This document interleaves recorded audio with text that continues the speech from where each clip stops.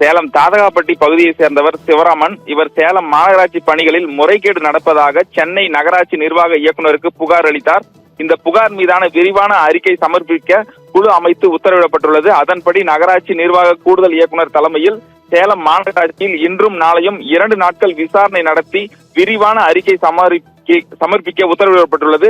அதன் பேரில் பேட்டரி வாகனம் கொள்முதல் செய்தல், தனிநபர் கழிவுறை திட்டத்தில் மானிய தொகை விவகாரம், சேலம் கொடலாம்பட்டி வார்டு அலுவலகத்தில் அலுவலர் வெங்கடேஷ்குமார் கையாடல் விவகாரம், சேலம் மாநகராட்சியில் உள்ள 4 மண்டல அலுவலகத்தில் குடிநீர் இணைப்பு வழங்குவதில் முறைகேடு, வஉசி பூ மார்க்கெட் ஒப்பந்த பணி உள்ளிட்ட 18 பணிகள் முறைகேடு நடந்துள்ளதாக அவர் புகார் அளித்தார். அந்த புகாரின் பேரில் தனித்தனியாக குழுக்கள் அமைக்கப்பட்டது. அதன் அடிப்படையில் இந்த ஆய்வு தொடங்கியுள்ளது. இன்று தொடங்கி 2 நாட்கள் இந்த ஆய்வு முழுமையாக நடைபெற வருவதால் மாநகராட்சி அனைத்து அலுவலர்கள் மற்றும் இருக்கை பணியாளர்கள் அனைவரும் தவறாமல் கலந்து கொள்ள வேண்டும்.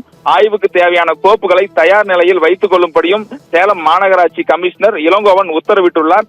தொடர்ந்து இதற்கான உத்தரவுகளை அனைத்து அதிகாரிகளுக்கும் வழங்கப்பட்டுள்ளது. குறிப்பாக 18 பணிகள் குறித்த கள ஆய்வு மேற்கொள்ளும் அதிகாரிகள் குழுவினர் தனித்தனியாக பிரித்து குற்றச்சாட்டு ஒவ்வொருவராக பணிகளை நேரடியாக பார்வையிட்டு தற்பொழுது அந்த ஆய்வு பணியை மேற்கொண்டு வருகின்றனர்.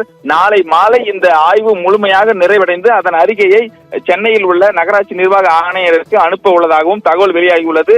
ஏற்கனவே மதுரையில் மிகப்பெரிய ஊழல் நடைபெற்று அதில் பல அதிகாரிகள் சிக்கிய நிலையில் தற்பொழுது சேலம் மாநகராட்சியில் திட்டப்பணிகள் துவங்கியது. அதே போல ஸ்மார்ட் சிட்டி திட்டத்தின் பல்வேறு பணிகள் மேற்கொண்டதில் அனைத்து பணிகளிலும் முறைகேடு என்ற புகார் அடிப்படையில் தற்பொழுது அதிகாரிகள் 2 நாள் கள ஆய்வு மேற்கொண்டு வருகிறது. பெரும் பரபரப்பை ஏற்படுத்தியுள்ளது. நிக்கிதா,